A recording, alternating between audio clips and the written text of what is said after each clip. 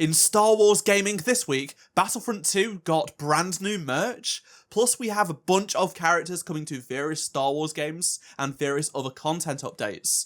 But before we do get into all of that and more, make sure you do subscribe to this channel so you won't miss what's happening in Star Wars gaming every single week. This series is This Week in Star Wars Gaming, where we go off the script and just talk about every single piece of Star Wars gaming news that happened in the week that doesn't warrant its own video, because there are small stuff and a variety of very cool stuff, ranging in all kinds of sizes. But today we actually have quite a lot to talk about, from Battlefront 2 to Jedi Survivor and more. But first, let's talk about the next upcoming Star Wars game, which is the re-release of Episode 1 Jedi Power Battles. Now, a few weeks ago, Aspyr announced this release, and I made a video going over all of its new features, including how there would be 13 new playable characters.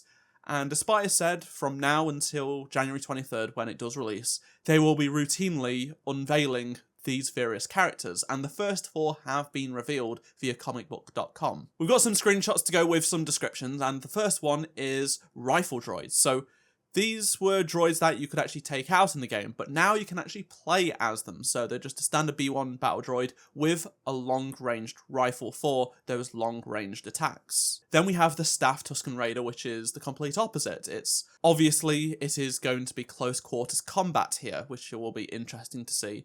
And then we have 2 other characters that are, well, weaponless, technically. They aren't carrying anything other than their fists. So we have the Ishitib, which is an alien species we've seen in many Star Wars media, but also the Mercenary, which were the enemies made for the Episode 1 Phantom Menace game, and then they did return in the original version of Jedi Power Battles. But this is the first time we're actually able to play as this character. So both of these characters use their fists as attacks, so it's going to be interesting to see how they play in the game alongside the various other characters that are already in the game, and of course the ones that will be unveiled soon. We are just about 2 months away from this re-release, so not too far away. It's going to be interesting to see how successful it is, and if it is something that people enjoy, and if the performance and whatnot is good.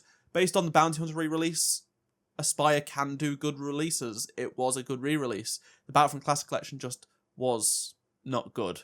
Now let's talk about Star Wars Battlefront and Battlefront 2, because today is a very special day. It's the 17th of November, which means it's the 9th anniversary of Battlefront and the 7th anniversary of Battlefront 2. Can you believe it? I don't. Where has the last almost a decade gone? Because these games don't feel like they've been out more than half a decade, close to a decade. It's insane. It really, really is. And surprisingly, Battlefront 2 has new merchandise. Yes, seriously. Hasbro announced and unveiled this week a duo pack of Black Series figures from Star Wars Battlefront 2. And it's the Urban Fighter Clone Commando and the Training Battle Droid. Now, if you've not played Battlefront 2, you might think, what makes these special from Battlefront 2? Well, it's the skins, because the Urban Fighter skin, so that sort of yellow-red look on the Clone Commando, is a specific skin that was made for Battlefront 2, and then the Training Droid was also a skin featured in Battlefront 2. The images so far are just renders, so they're not the final product. Both of these in this double pack come with 2 accessories, so you have the DC-17M blaster for the Clone Commando and the E5 blaster for the droid, and then 2 backpacks as well, complete with the markings on them as well for each of the figures. This double pack is exclusive to Amazon and can be pre-ordered right now for $45, and it will release on June 1st next year. And if you do want this pack, there is a link down below in the description that you can click to pre-order it right now. It is wild that we are getting Battlefront 2 merch in 2024, technically 2025. It's been over 4 years, nearly 5 years since the game ended,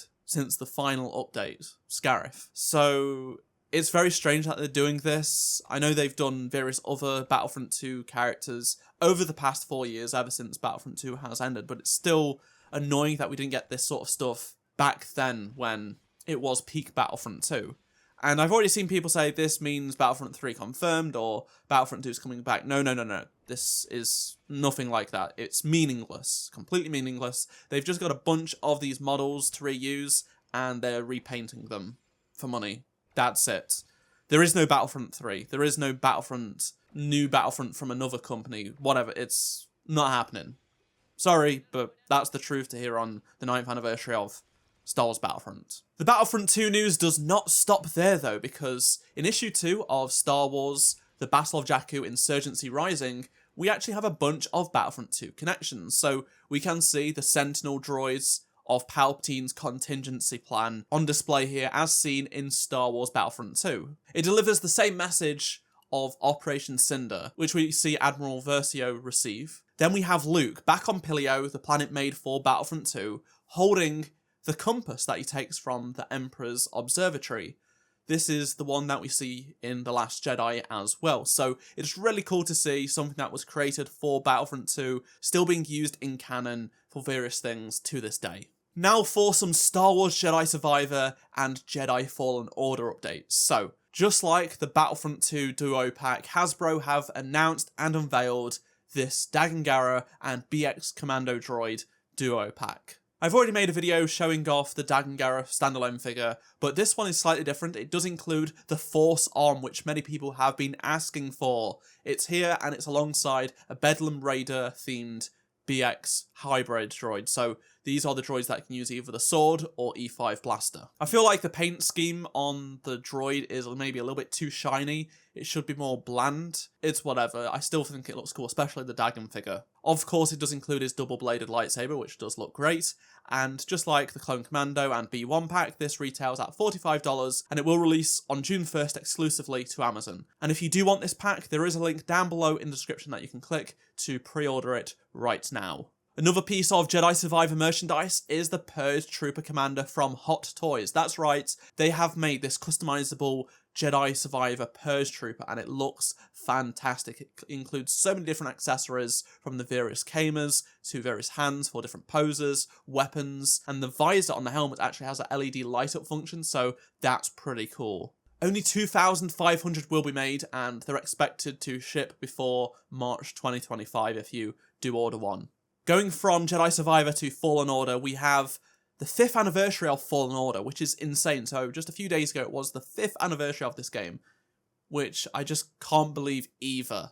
It was a completely different time in 2019. We had The Mandalorian just released, The Rise of Skywalker was about to come out, Fallen Order came out, Battlefront 2 was getting tons of big updates. Wow, that might be one of the greatest few months in Star Wars ever. It was such an incredible time to be a Star Wars fan.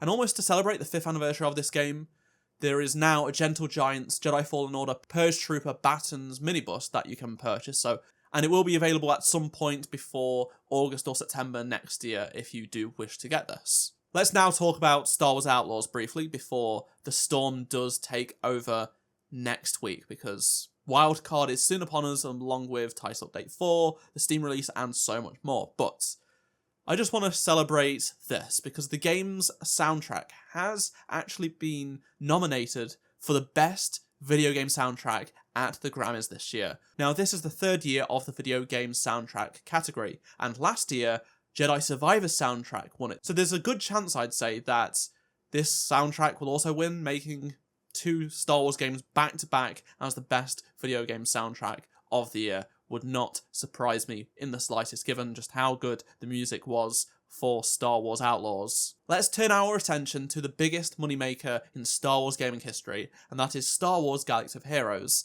Believe it or not, this game is still making millions a month. A quick update on Star Wars Hunters. So I already made a video last week complaining how the marketing is so bad and stuff like that. I was expecting something this week, but still nothing has happened, except for Kavari, who is working on the marketing team for Star Wars Hunters. He said, sorry that we're frustrated about the lack of information for Season 4. The good news is it won't be too long before we do show off some of the incredible stuff we've got coming in Season 4. Please continue to be patient. I think it will be worth the wait. So that was at the start of this week.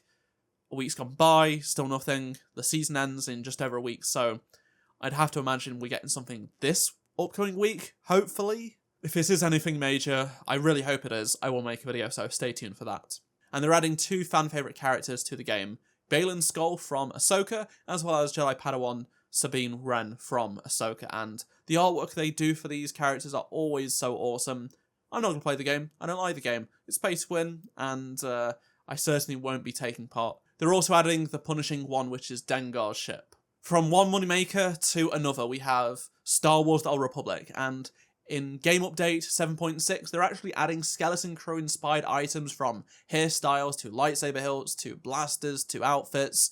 So if you're looking for Skeleton Crew stuff in Star Wars games, this is the place to go, because there will be a bunch of it when the Game Update does release and Skeleton Crew does come out next month. Inside the Game Update 7.1 livestream, they showed off a bunch of stuff from how companion mounts are coming to SWTOR, so there's even going to be an inspired one from Skeleton Crew, and it's just going to be a lot of fun, it seems like. There's also the native Mac release is coming very soon, plus they've made a bunch of lighting improvements as well. From Korriban to Ilum to Hoth, there is so much to take a look at. They've done a lot of great work updating the game to be better looking, considering it has lasted over 10 years now, which is crazy. Now for a returning event to LEGO Star Wars Castaways. So the Rogue One event has returned to the game once again. You're able to play the game and collect a bunch of themed cosmetics from the film, such as Krennic, Cassian, Baze, Chirrut, and more. This ends November 30th and probably won't return for another year. Now for a surprising Force Unleashed update. So, the Force Unleashed book that was released back when the game came out has had a Legends Essential re-release. So these are basically re-releases of various Essential Legends books. They have new cover art and they've just been reprinted to keep them on the market, to keep them going and whatnot. And this one has now just released this week. It's available in paperback or as an audiobook or on Kindle. And basically it's got this cool artwork of Vader knighting Starkiller, and I know people will be very happy to see this getting a re-release. They've already announced the second games book will be re-releasing in February next year. If you'd like to get this book, there will be a link down below in the description to get it from Amazon. I now want to bring some closure to a previous rumour of a Star Wars game, an Activision Star Wars game. And about 8 months ago, Jar Jar Binks actor Ahmed Best posted a selfie of him in a mocap studio, the Activision mocap studio to be exact, and saying he's doing some work, and in the tags there was hashtag Star Wars. I'm pretty sure he uses hashtag Star Wars on all of his posts, but many people assumed Activision were making a Star Wars game and he's in it. However, myself and others looked into it, and basically it was all but confirmed it was for the South of Midnight game being developed by Compulsion Studios, which I am looking forward to checking out. And Ahmed's involvement in that game was officially confirmed in a new documentary that was released by the studio.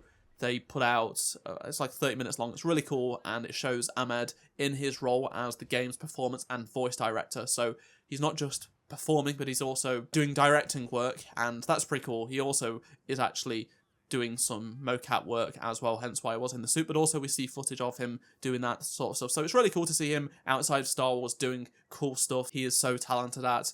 And yeah, it's not an Activision Star Wars game, it's just South of Midnight, which is still, I'm sure, going to be a great game, but I know people will be very disappointed to hear that. Looking forward to next week, it's going to be a big Star Wars gaming week. We have the release of the first Star Wars Outlaws DLC Wildcard on Thursday the 21st, and then we will also have the Steam release, Title Update 4, free contracts, as well as probably a trailer before it does release. I hope so anyway. So that's going to be pretty awesome. Next week's looking great. I'd love to hear your thoughts on anything I've talked about in this video, so please do let me know down in the comment section below, and remember to drop a like to help support the channel. Subscribe so you don't miss any future Star Wars gaming news updates, especially next week. And if you did miss any of my previous videos, click on the playlist on screen right now, and I shall see you in my next video. Goodbye.